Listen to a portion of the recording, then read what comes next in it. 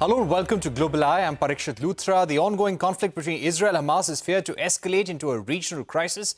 Iran has threatened to attack Israel after an attack on an Iranian consulate building in Syria earlier this month. Killed 11 people, including 2 Iranian generals. Responding to Iran's warning, Israel said it is prepared for any attack and will retaliate directly to any provocation from Iran. The US is also trying to deter Iran from carrying out retaliatory strikes. The White House has said that support to Israel's security is ironclad. The US has restricted movement of its diplomats in Israel amid fears of an attack. France has evacuated family members of French diplomats from Iran and warned citizens against traveling to Iran in the coming days. India's foreign ministry too has advised citizens against traveling to Iran and Israel until further notice as the world anticipates Iran's next move. Meanwhile, Israel is allowing aid into Gaza after international pressure grew to ease the humanitarian crisis. The first batch of trucks have entered the battered enclave via the newly opened crossing point in the north of Gaza. We are prepared both defensively and offensively in a variety of capacities of the army. An attack from Iran's territory will be solid proof of Iran's intention to escalate in the Middle East and stop hiding behind its proxies.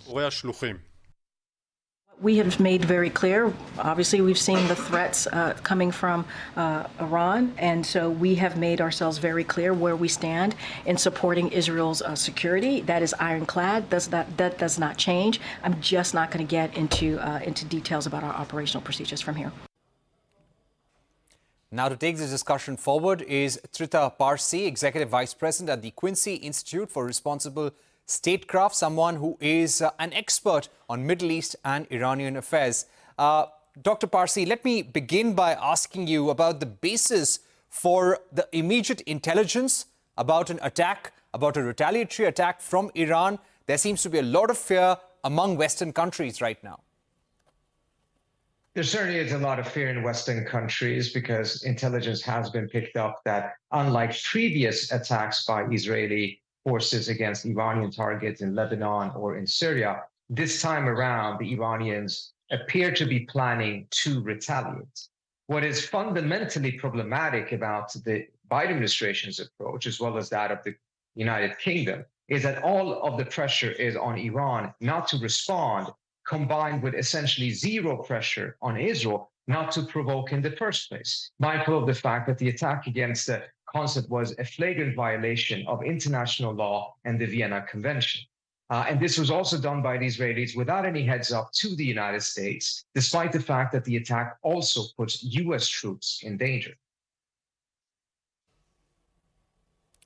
How do you think, and what are the options before Iran in terms of attacking Israel directly or having an equal response, a proportionate response by attacking any of the Israeli consulates? So I think what the Israelis are messaging here is that they will view an attack from Iranian soil as escalatory. And the only attack from Iranian soil that could reach Israel would be an attack using ballistic missiles. The implicit message of the Israelis may be that if the Iranians respond through drones or through militias from Syrian or Lebanese or other territories, the Israelis will likely respond in some kind, but not in a way to further escalate the situation. Because the emphasis has been that the attack would be escalatory from the Israeli perspective if it is originating from Iran. And the only thing they really could mean in that terms is that if the Iranians are using ballistic missiles. Iran's options at the end of the day are limited because it doesn't have an air force in the same manner, of course, that the Israelis do. Its only way of reaching Israel proper is through ballistic missiles. Right. I would also like to ask you about Iran's strategy, especially does Iran intend to directly carry out an attack without any kind of preconditions, maybe cause escalation in the Middle East? Or do you feel that there would be some preconditions in back-channel talks with the United States and the Western powers because of which it may avoid a direct confrontation with Israel?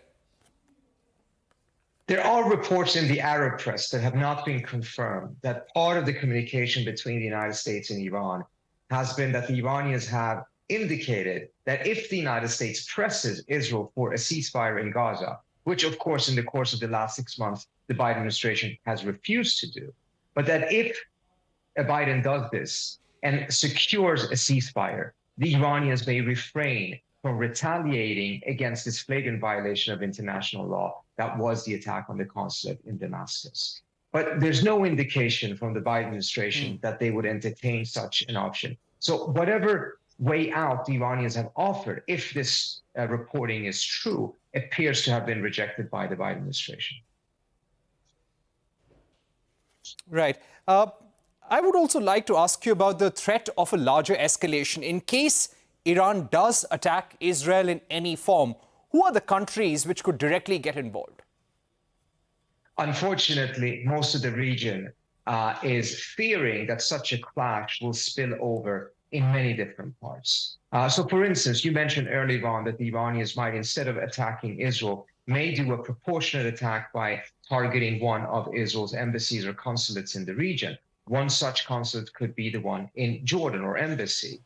But Jordan is already on the brink of collapse because of the population's fury with what the Israelis are doing in Gaza and their perception that the Jordanian government is not doing enough to put pressure to end the massacres in Gaza. So its attack by Iran on the embassy in Jordan could have significant spillover and destabilizing effects for Jordan. If the Iranians were to target other embassies in the region, it would also risk straining their relationship with those countries at a moment in which the Iranians are actually trying to improve their relations with their Arab neighbors and frankly are benefiting from the fact that the Israelis are doing so much to undermine their own relationship, not just with the Arab world, but with the global South as a whole. Right.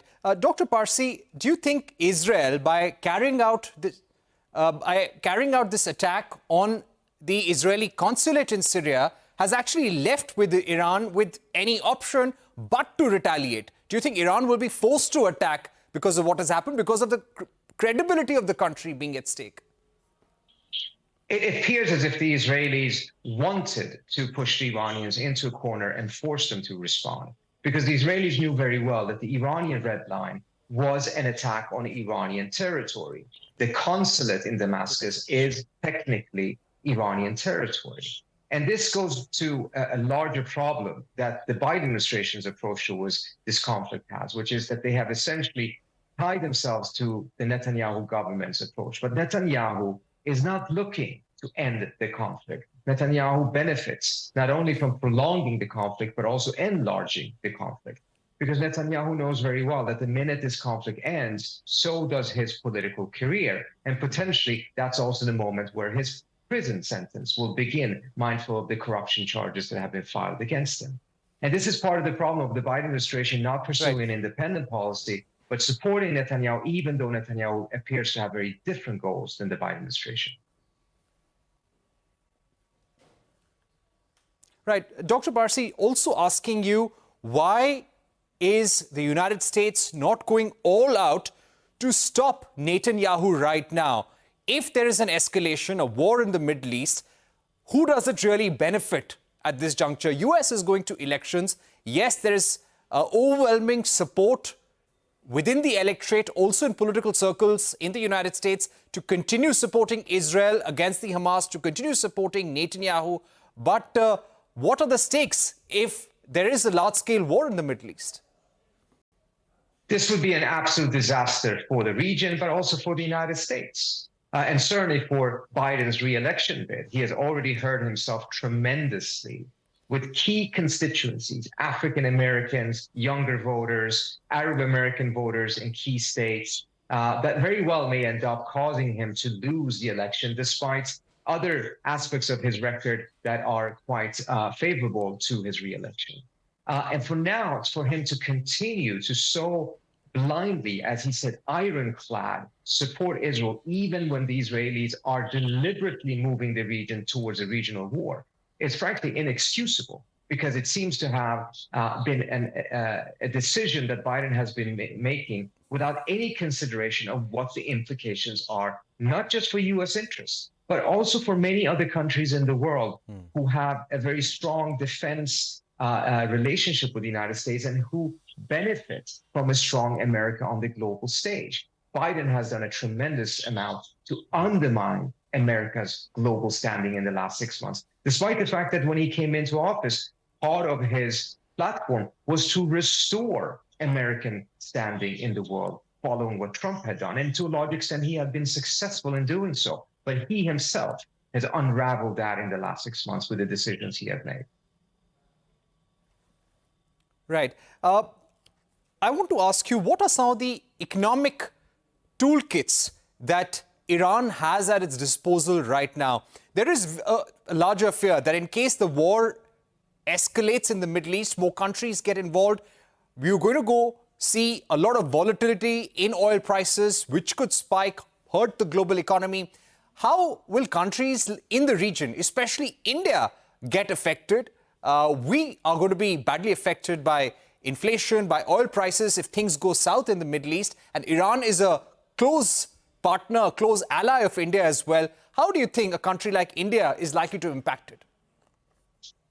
India benefits from stability and tranquility in the Middle East and on the oil markets. We have already seen how the war in Ukraine has had an impact on India's oil flows. And even if India has shifted much of its oil purchases to Russia, it will nevertheless be affected by this, because if oil prices go up, which they will do, not only if there's a war, but also if there's just an increase in tension, that will also impact the oil prices that Russia will use when it is selling its oil to India. So India will be very directly affected by the economic fallout, but it may also be affected in other ways, given the very large number of the Indian diaspora working in several Arab countries in the Persian Gulf, and their ability to continue to do so if the regional security situation unravels. Again, this is profoundly dangerous, but it is also eminently avoidable. We don't have to go in this direction. There's absolutely nothing about this that is inevitable.